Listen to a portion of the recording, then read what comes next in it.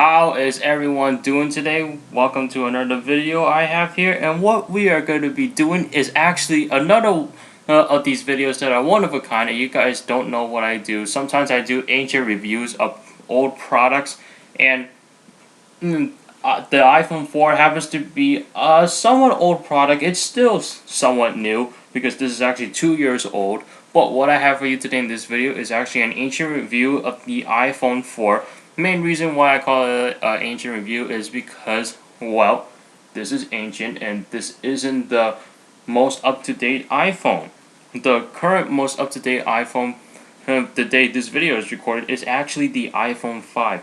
So, let's get started. But before I do, please note this screen shield does not come with the iPhone 4. This actually came with the case that I was rocking on here, but that's in a later video. What you have right here is, as you can tell from the cutout right here of the screen shield, but over here is actually your proximity sensor or the light sensor, ambient light sensor. You got a front facing camera, your speaker earpiece for when you hold the phone up to your ear. You can hear the person on the other end. You got the home button. You got a 3.5-inch capacitive touchscreen measured diagonally. On the bottom, you have a microphone, a 30-pin dock connector port, as well as a speaker, along with two screws right there. And of course, on the left side, you have your vibrate switch, so vibrate on, vibrate off. You have your volume buttons. Of course, positive stands for increase in volume, negative stands for decrease in volume. On the top of the iPhone, you have your sleep wake button, your secondary noise cancellation microphone, as well as a 3.5mm headphone jack. On the right side, you have nothing but this SIM card slot, and that's the overview of the phone. But on the back, there is more. You have this back glass panel with a camera and the LED flash. So let's talk about specs of this device right here. So the iPhone 4 has an A4 1GHz single core processor. The height is 4.5 inches, the width is 2.31 inches, the depth is 0.37 inches, and this weighs only 4.8 ounces. The screen of this bad boy here, this has a 3.5-inch 960 by 640 at 326 pixels per inch screen with Wi-Fi antenna of 802.11b GNN on 2.4 GHz, Bluetooth 2.0, and this uses a micro SIM card. So you guys don't know what I'm talking about here. The iPhone 4 was the first iPhone to feature a micro SIM. And before I do, this is what the old style SIM card looks like. This is known as a mini SIM. And then once you get the mini SIM out of the iPhone 4, then you are greeted with a micro SIM card right here. As you can see, the micro SIM card is smaller than the mini SIM. Now, the main reason for that is because so the iPhone can get thinner and a little bit smaller than its predecessor. So therefore, Apple had to cut down the SIM card, and AT&T was completely fine with that. Alright, and back to the iPhone right here. Now, the camera that I showed you back there, you have a 5-megapixel camera with backside illumination, with a 4-element lens, 2.8 aperture, and this thing records in 720p HD video at 30 frames per second. So, the camera on this thing was great at the time. Now you look at it compared to the iPhone 4s, and the iPhone 5 is just blown out of the water. And before I move on with the rest of the specs, which is battery life, I want to take the time to give you guys some footage of how the camera performs right here. So we got the rear-facing camera right here, as well as the front-facing camera right here. And also, please note the front-facing camera is actually VGA quality.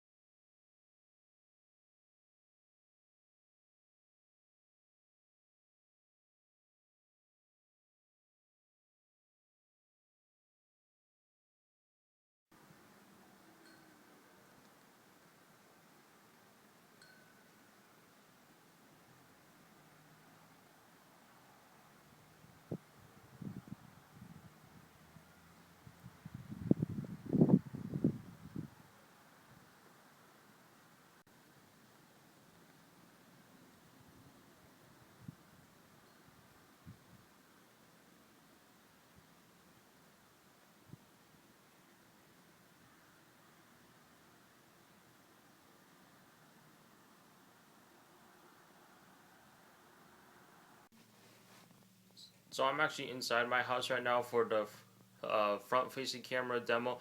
But as you can see, this is only VGA quality. I don't have a chance to go outside, but this is only VGA quality.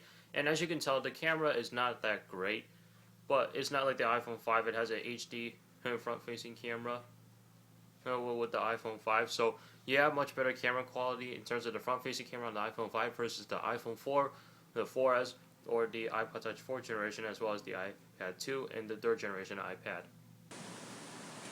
So now that you've seen the video footage of the iPhone 4 as well as the pictures from that were taken from the iPhone 4, you can tell that the camera is really nice. Nothing compared. I mean, it's not meeting the expectations of the iPhone 5 or the iPhone 4S, but the camera was good at the time before those two devices existed. Now, the rest of the specs I want to talk about with this phone is the battery life. So you get 7 hours of talk time on 3G, and for browsing the web you get 6 hours of 3G and 10 hours on Wi-Fi, and the standby time is 304 hours. Now, as far as call quality is concerned with this device, call quality is good, about average from what you expect from an iPhone. So the call quality is good on this thing, and this was the first iPhone in history that made a big leap over since the iPhone. Alright? And why am I saying that? Well, here's the thing. That's Apple's statement, first of all. And second, they really changed the design of the iPhone but still have it a somewhat same look. I mean, they went from the 3G and 3GS round design, and the iPhone first generation actually had a round design as well, but that was using aluminum, and the 3G, 3GS used plastic, as you can see right here, to a more block design, and the iPhone 5 is still carrying that. And this block design has some amazing hardware to it. It's got glass on the back and glass on the front as well. What's also cool is this stainless steel. I love how the stainless steel feels because it feels very solid in the hand. Whereas compared to the 3G and 3GS, it does feel great too, but it just feels a little bit cheap, and it feels like it slips out very easily. And what's really amazing about this and stainless steel is that this is actually the antenna system. As you can see, you got the antenna band right here, you got an antenna band right here, and you got an antenna band right here, which is really nice. But the one problem that the iPhone 4 had is called antenna gate. It's basically where this left corner right here, you take your palm and you would actually squeeze your phone on it, and you would lose your signal strength right here. Now in this case, this phone is not activated on mobile plan, so I took the unactivated SIM card out of here so it doesn't bother me with activation pop-ups.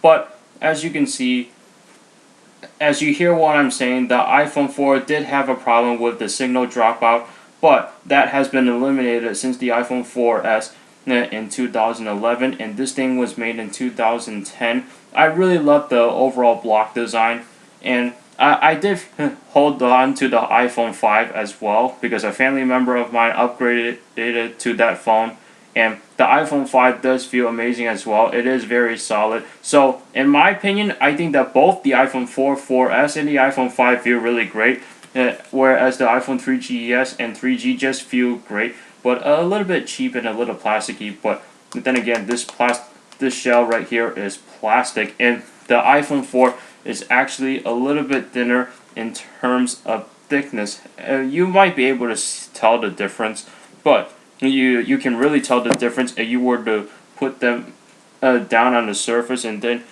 you just take a little peek. The chrome on the iPhone 3G, 3GS is actually a little bit higher than the iPhone 4. And the iPhone 4 doesn't have that chrome bezel design.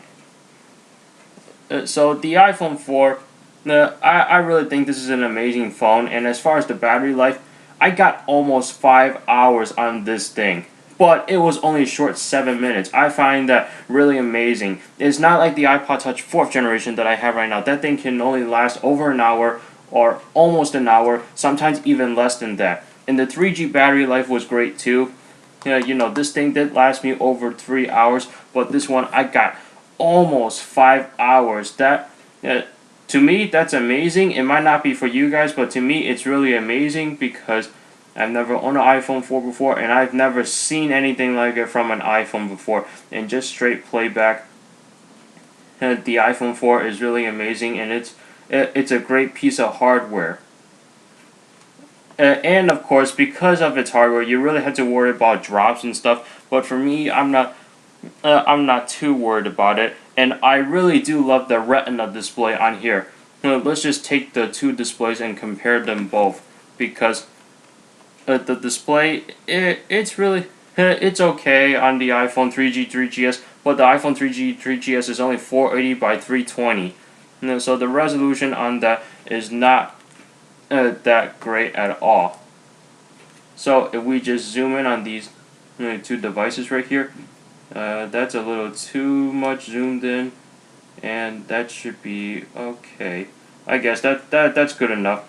But as you can see, you can hopefully you guys can tell the difference from camera. But I really do love the Retina display on the iPhone 4, and the iPhone 5 got a much better Retina display, and it will not much better, like just a little bit better. It's got a higher resolution, and I believe higher pixels per inch. I'm not too sure about that because I don't really pay attention to the iPhone 5 specs a lot. But overall, this is a great, really piece of hardware in terms of the history of iPhone. And for me, I really enjoy using this thing. This is my daily driver. So when I have to go out or somewhere, and I just want to, have something to carry around.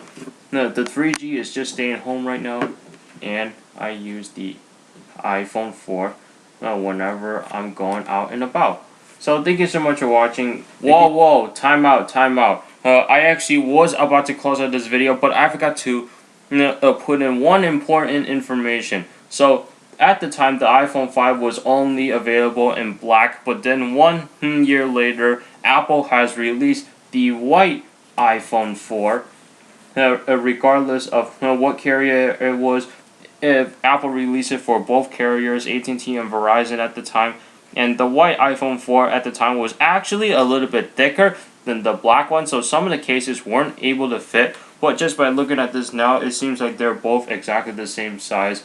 If you put them both together, and of course the back does look great. It does look the same. And the iPhone 4 got all the FCC approvals and everything. By the way, if you guys are curious, this is actually the 8GB version. So, if you really paid attention to the iPhone 4 AT&T white 16 or 32, the proximity sensor would actually be just little dots, but in this case, this is solid black, just like the iPhone 4S. And then, of course, got the front-facing camera, the speaker, and all that good stuff right there. This is actually my brother's phone, by the way, activated. But, yep, that's the white iPhone 4. And then the white iPhone has been carried on to the 4S and the iPhone 5. So that's it. Now I'm really going to end it right here. And I'll see you in the next one.